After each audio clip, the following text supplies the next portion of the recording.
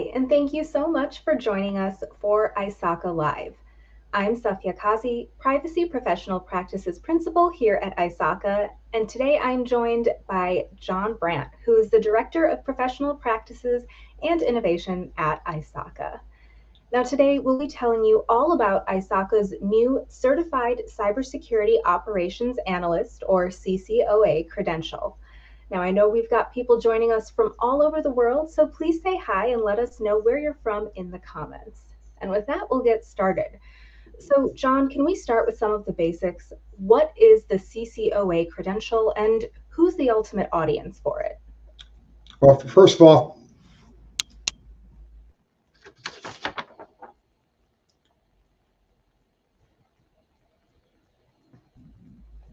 can you hear me? Okay, good. Sorry, I froze there for a second.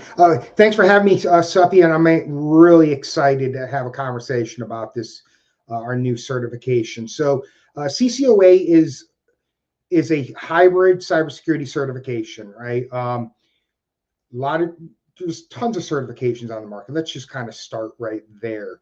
The market's pretty muddy. When we sought out actually to target this program, we were looking to kind of to drill down to the commonality of what a cyber analyst would do. So we're primarily targeting those in the 2 to 3 year experience. So if you think of people, they're not entry level, they're newer in, so they've got a little bit, they've got some knowledge, they've got some experience, and they're going to typically kind of target that junior to normal role of whether it's a cyber analyst, junior cyber analyst, could be, you might see it referred to as a SOC analyst, information security analyst. The strength of this program is we are trying to really get down to what the core assessment criteria is for somebody to fill this role, acknowledging that there's just so many nuances out there that we wanted to make somebody fit for a purpose to walk in and actually be able to adapt to an organization's specific needs that only they know, and they're going to have to kind of fill in the gaps, right, with the OJT and whatnot. Yeah, and so can you tell us about the domains that the CCOA covers? Sure, absolutely. So we're going to start out with technology essentials. That's all your core networking stuff. There's going to be, there's cloud knowledge that's assumed in there. From there, cybersecurity risk principles and risk, right? At the end of the day, cybersecurity is technical risk. You can't get away from that. So candidates are going to have to demonstrate competency with GRC concepts and a couple other things here. Up on the screen here, I see, our complete exam content outline is viewable there at that website there that we threw up there. To see all the specifics, but within that principles and risk area, we talked about the GRC roles and responsibilities. Again, these are typical, right? We can't answer for every specific variation that's out there. They have to have an understanding of cybersecurity models, and then within the risk specific to a variety of technologies, applications, cloud, data, networks, supply chain. And then, dealing with system endpoint and web apps. Moving along, right, is kind of then we dive into adversarial techniques, tactics, techniques, and procedures, otherwise called TTPs. The whole threat landscape and means and methods there, right? So a solid understanding of what threat, sources of threat intel, who the threat actors are, the agents, the vectors that they're using, the different types of attacks. There's cyber attack stages, exploitation techniques, and then we do cover some pen testing in there. Moving into domain 4 is incident detection and response, and this is really where rubber meets the road. Is this domain here is where they have to demonstrate their hands-on competency, right there, and we'll talk a little bit more about the hybrid aspect of the exam here. But within here, think of anything that you can regarding open source tools tied to incident detection and response related activities, and those common tasks that are associated with what an analyst would be doing. And then domain 5, we wrap it up there with securing assets. So controls and vulnerability management are the two large subheadings within there. So yeah, those are the areas, all globally validated. We had members from across the globe that helped shape this. We had some real strong heavy hitters involved with development of this program. Man, they were just amazing to work with, and I'm so excited for what we created. Yeah, now can you tell us a little bit about what differentiates CCOA from other credentials? Oh man, this is my favorite question, right? So we start out with hybrid. I'm going to touch on this word. We hear a lot of people say performance based.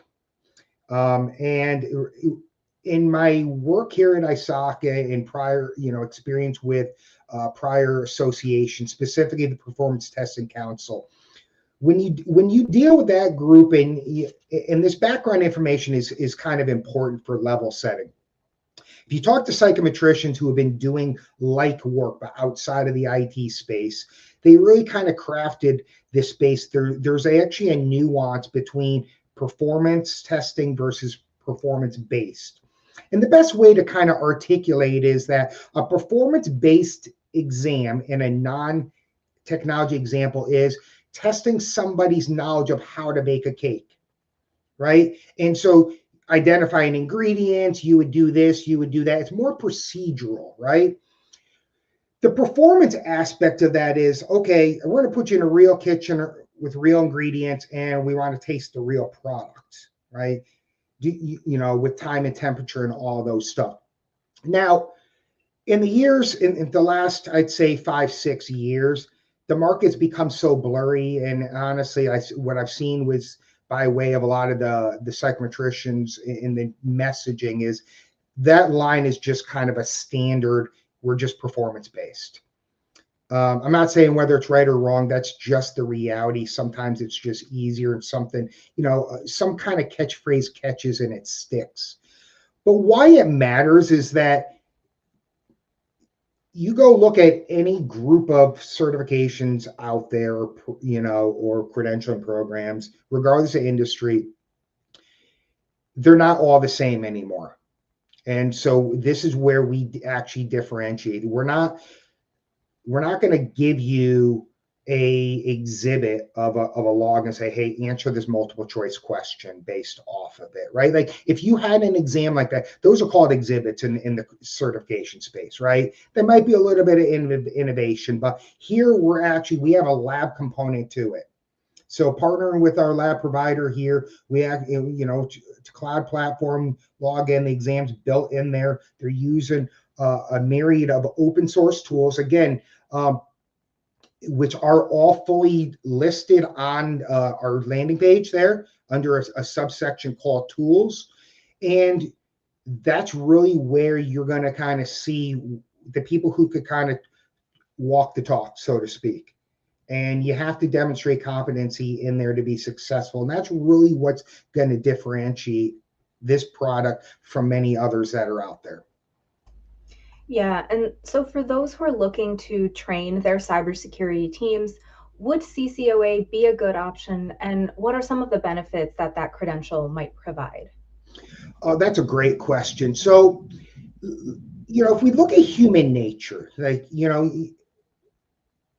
the human aspect of everything that we do, especially in the tech space, we can't put enough emphasis on it right now. So there's a ton of products that are out there on the market at all different kinds of price points. So I'm going to say is like price is always a driving factor for a lot of folks. What I like about products such as what we've created here is it's not that boot camp focus. This is all you need to know to be successful to pass the exam. Because it honestly, like that doesn't help the industry. It doesn't help all those that are operating in the digital ecosystem that are dependent on us at the end of the day. So what we wanted to get to this point is to offer something that the training is extremely robust, and again, all stuff that's been validated and influenced by folks that are out there in the market today to go take this to shape, validate. Now, rightfully so. Like, product, the beautiful thing about products, right, is they don't always apply to everybody that's out there. Where I think the sweet spot for CCOA for a ton of folks right about now is in that small to medium enterprise segment right now, because those are the companies, the organizations that are really getting crushed day in and day out. They're having to do more with less. They're often we understand there's a blur between the security side and the IT ops side that exists. It's not best practice. It's still out there in some regard. So a product like this is actually going to give them a lot of exposure to things. Open source. Open source is free, right? At the end of the day, the exception to that is the Microsoft world we live in, right? Like, however, outside of that, the tools, technologies, security onion, that suite of tools that are within there is key within our operating space and all the subsets of that package in which somebody needs to do. So people be like, well, security's so expensive. It doesn't have to be at the end of the day, right? Like, and realistically, the open source market is what prompted the vendor space, right? Because they made things a little bit more user friendly. Like they had GUI, they make things, they operationalize a little bit, and then they've got their specifics that they kind of tweak and everything in there. But it really kind of helps drive home that security can be done, and there's a way of validating and somebody's mastery of certain the skills that have been defined for this exam framework. Yeah, now, John, I know you're heavily involved with ISACA's State of Cybersecurity research. You have a lot of insight on the cybersecurity workforce. What skills are you seeing in highest demand from hiring managers, and how does the CCOA align with that? Well, that's a fantastic question. So, we'll see whether or not this gets controversial. We get some emails from it, right? So first and foremost, year after year for the last several years, soft, aka human, aka interpersonal skills, top the list. Critical thinking and analytical reasoning surface to the top right there in all of that. And if we look at what's happening with the explosion of generative AI and people's, like, we're always looking for easy buttons, right? How can we operate faster, quicker, more efficient? However, the human in the loop is extremely important. So validating somebody's attention to detail, their critical thinking, analytical reasoning, all those things are super important. So it's always been up there. Now, other top skills, we've seen some jockeying a position. So identity management is high, data security is high, cloud computing is obviously up there. You see those things kind of move around in time. But what we've heard from folks a lot is, give me somebody that is motivated and we can teach them the technical stuff. Well, for all those organizations that have been basically training their own and moving them into security roles, maybe they brought them in and they're doing some low-level GRC work and they're giving them some exposure to, what I would assume is that base IT knowledge and some of that stuff. I think this is a logical progression to that, to help fix, to mitigate that. And it's a way where it kind of it removes the burden off of the organization. And, we talked about state of cyber, and, the funny thing about economic uncertainty is, and we've seen this in all the years of reporting, when economic uncertainty or uncertainty of any kind, honestly, affects business bottom line, one of the areas they first target is training budgets. You go out there and it's just not in the security space. Largely speaking, those in the training and education world, they understand this, that, oftentimes business leaders don't see value. They see it as a perk or a fringe, and they're going to look to kind of cut that. So it definitely speaks also to the challenge of how are you funding this stuff? Like, is it in organizational training budgets? Is it tied to your operational budget? Is it a mix of the two? Anyway, the program can help is really what it boils down to. Yeah, and so what are some of the jobs that the CCOA credential could help position candidates for? Anything I'd say, your SOC analyst positions, your security analyst, anything. If you see something out there with analysts, this is going to set them up for success within the cyberspace, right? We're not talking financial analysts or whatnot, but but on that same token, though, if somebody's coming over and is an analyst in an adjacent field, holy cow! Like, and again, that's what we're talking about, is expanding our reach and doing things a little differently, because folks, it's chasing that digital needle in a haystack, so to speak, connecting the dots, being curious, right? Tenacious. Some of these attributes, it's very hard to assess those things, but that's why companies increasingly look within their own organizations. If somebody understands a culture and they've proven themselves in different areas, they're like, and you show an aptitude and a willingness to learn, oh man, they're bringing you over. Yeah, now I know this credential is relatively new, but how has the response to CCOA been so far? Oh, I tell you, wow. So, this is not ISACA's first rodeo in the performance space. And there was a ton of lessons learned over my decade here in different areas. We had nearly 1,000 people register for a truncated beta timeline, like a huge, overwhelming response, to which, just for a myriad of reasons, not everybody could get in. Since then, we've just gone live. We know that we've seen this certification is already listed, I know, on 2 different companies' websites already, and ones I would have never thought of. They're not your big companies. They're actually not even tied to people who participated in it. So the word is getting out there, and that is absolutely amazing. And where I've seen it listed so far is with where the target market was, which means we're pointed in the right direction. That's great. Now, if someone relatively new to cybersecurity asked you if they should get the CCOA, what would you tell them? Well, it depends on where they are in their career, what they're trying to do. Listen, I would love for everybody to take this certification. I would, obviously, right? Like, more certifies me, bigger growth. But having been in the profession for so darn long and having a bunch of credentials myself, I recognize the administrative and financial burden that's often associated with this. So my first question is, where are your career aspirations? If you're a more seasoned individual,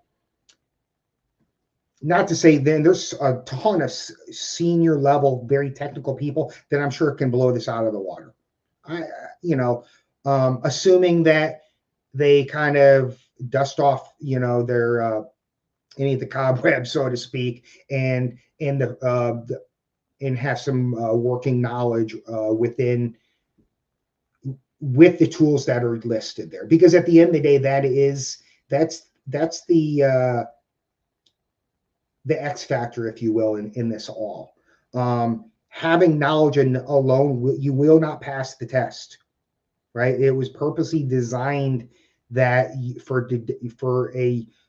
to have competency in both areas, right? And again, heavy psychometric validity, reliability, like, we've done everything by the books to get this thing to build it the best practice and leverage all the years ISACA's experience in developing high quality programs here. But that would go, it's not only just for CCOA, right? Just to kind of put a bow on this, is what's the purpose of you trying to get this? Now, there's a ton of individual practitioners that are out there. They just love accruing acronyms. I was one of them at one point in time. Again, I think it's really, what are you trying to do? Where are you trying to get to? But even if this is not for you, I assert it's for somebody on your team or for somebody that you know. And that's the most powerful piece of this is, hey, go check this out. Go kick the tires. Don't take our word for it, because the testimonies we're getting are speaking for themselves. That's great. Now, I know a couple of times you've alluded to, budgets for professional development being cut. If we have someone watching this who says, I'm really interested in this credential, how can I get my manager or my company to support me? What advice would you have for them to gaining this buy-in? Great question. And actually, you know what, there's a piece of this that we acknowledge, and and I'll circle back with our product managers, because I do think that some of that justification can be valuable.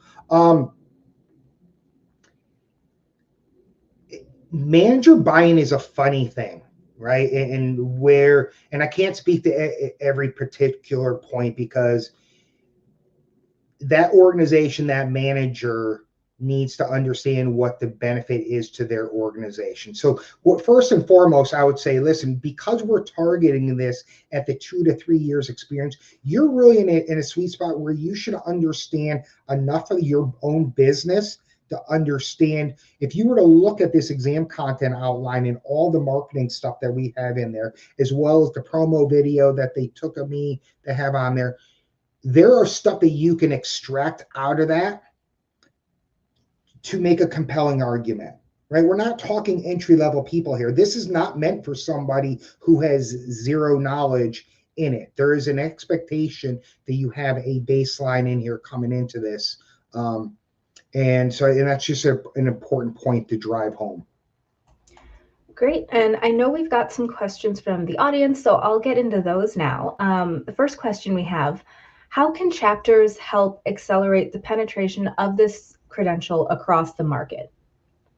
So it is my understanding, like, there are separate chapter communications with go-to-market, and how certain chapters do run their own training or whatnot. We do have an authorized training organization, the partner program or whatnot. I can't speak for what all the specifics are in there. What I would say to any of the chapter people that are listening to this right now, reach out to your chapter liaison, right, to us. Let's get the conversation, get you connected with those individuals, and to force those conversations. Yeah. The next question we have, where will testing labs be located? So PSI is our testing provider. We primarily remote, but they do actually have physical test centers. We know that they're operating well. We've already had folks take and test in both of those. So you would actually need to look through our registration process and whatnot. When you go through that thing, you would actually see there. It is possible maybe that our customer experience center actually might have a list of that nearby before somebody ever makes a purchase decision. I would just send in the inquiry there. Mm-hmm. The next question we have is, how do you plan to gain popularity for this credential so it becomes recognized in the industry? Great question. Well, it's things like what we're doing here. I can't write about it, speak about it, tell the story enough. A lot of efforts gone into marketing activities, but as part of that, like, we are one piece of a much larger ecosystem that uses the same pot of marketing dollars. So I will tell you, the best way to gain to gain awareness is all word of mouth. Like, at the end of the day, this is the best thing. Like, we can email out there, and so email, paid social, those things are happening. I've personally seen them. The fact that we've got this credential up on a couple of job recs, that there is going to be really it's the proverbial promised land. When you're listed on all these job recs and you're seeing demand for an acronym, that's where we know that we've really made a difference. But it's all of those things combined. Yeah. Next question, do you plan grandfathering example for CISM holders? No. Grandfathering does not work when you're looking to build an accredited program. And I just want to, and again, to reiterate, and it's not to say that those CISMs don't have the knowledge and the experience and the skills to pass this exam. but on its face, the two programs are they're not identical. Mm-hmm. How could the CCOA benefit a CISA? So that's an interesting question there. I think that, and it depends what the CISA is trying to accomplish, right? I'm going to first acknowledge that ITIS auditors, they're not all the same, right? Like we're seeing folks that, they all have a core level of understanding and where their sea knowledge and skills gets to in the audit process. And then some have kind of delved off and are working specifically in cybersecurity, and others are branching out, leaning forward in emerging tech. If you're looking to make a lateral move, could be beneficial. If you are looking to actually increase your own knowledge and experience with different tools and technologies and how they work, right, and the things that a security practitioner routinely does, it might empower you to ask better questions, right? When you go in there, have a better understanding.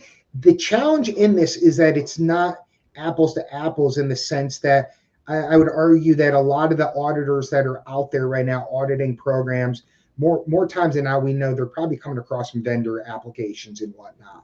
But again, if you understand the concepts, the technologies, the artifacts in general, I think it could actually bolster their knowledge in the space some. Mm-hmm. All right, we've got a lot of great questions coming in. The next one we have is, how does CCOA compare to CompTIA Security Plus? Fantastic question. I love this. Okay, Security Plus, more general in nature, right? If you look at, and again, I would argue, I don't want to necessarily speak to any other vendor's specific ins and outs, strengths and shortcomings, right? If you're in the space, you kind of know who the players are. As a matter of, like, it's part of my job to know what they do, and they do the same with us. Security Plus, when I recall you taking it many years ago, and it's evolved and continuous ed and everything. It was all knowledge based and whatnot. It was very broad. It covered. It was very comprehensive in that regard. Our exam is actually focused on an analyst, right? It was built for a work role, and I think this is the one thing I want to highlight in there. When you're, for anybody that's out there shopping for a credential, you need to understand, like, there's a ton of products out there. And I think one of the things I really love about how ISACA, the work that we've done, and when we first set out, started to talk about this program in the early planning phases, it was right product for the right purpose, for the right audience at the right time. Admittedly, we were too early with our old CSXP certification. We hit the market too early, and what we've seen, and through that time, we realized, like, the market doesn't want a purely performance exam, and in hindsight, it's also such that you can't actually assess as much when it's all hands-on, because you can cover a lot more ground with assessment with carefully crafted multiple choice questions, right? So that's where the beauty and actually the blend between the two is. So again, CCOA focus on an analyst role. If somebody has a Security Plus, they're well positioned to move over into this, right? Like, they would have I would argue they would have the bulk of the knowledge there, or they should.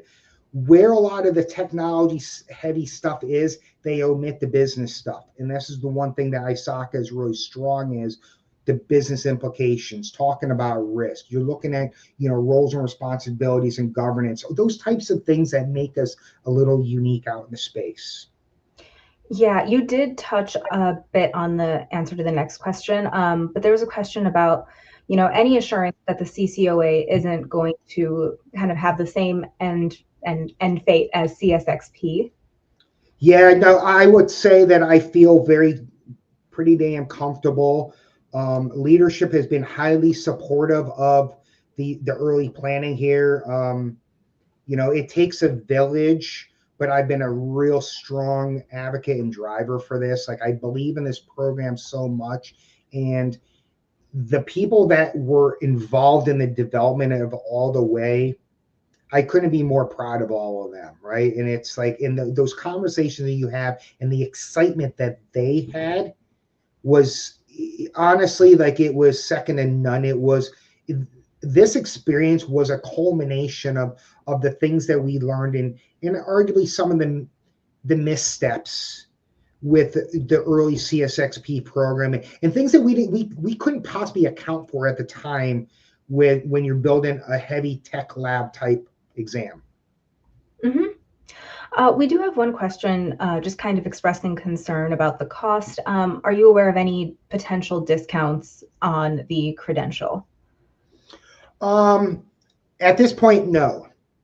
I think if you were part of the beta, if you had asked to be part of the beta and you weren't selected for the beta, it was my understanding that there was communication back to them with discounts. And if not, please, reach out to me, jbrand at ISACA.org, and I can get you connected with the right folks. However, for everybody else, no, listen, the grand scheme of things, I understand that things are pricing the grand scheme of things, but I know that our product team worked very hard on the positioning. We understand the variability in the market, and we feel like it is at the right price point now. This isn't to say that there won't be some promos sometime down the line, but the reality is if I come out of the gate and they discount it right off the bat, then we're devaluing it, and we feel pretty darn good about where we're at. Yeah, all right. And I think this is going to be, I think we're actually just about out of time for questions, but thank you so much for sharing all this information, John. Oh, you're absolutely welcome. Thank you to all that tuned in that actually asked these questions. Again, a lot of excitement, a lot of churn here. You all, like, that buzz is that organic buzz within the ISACA communities, what's going to make this thing just absolutely skyrocket. Yeah, for sure. Now, if you're interested in exploring the Certified Cybersecurity Operations Analyst credential, visit www.isaca.org/CCOA. We will have that in the comments, and it's on screen as well. Thank you so much to all of you for joining us today for this great conversation. Have a great day, and we hope to see you again soon.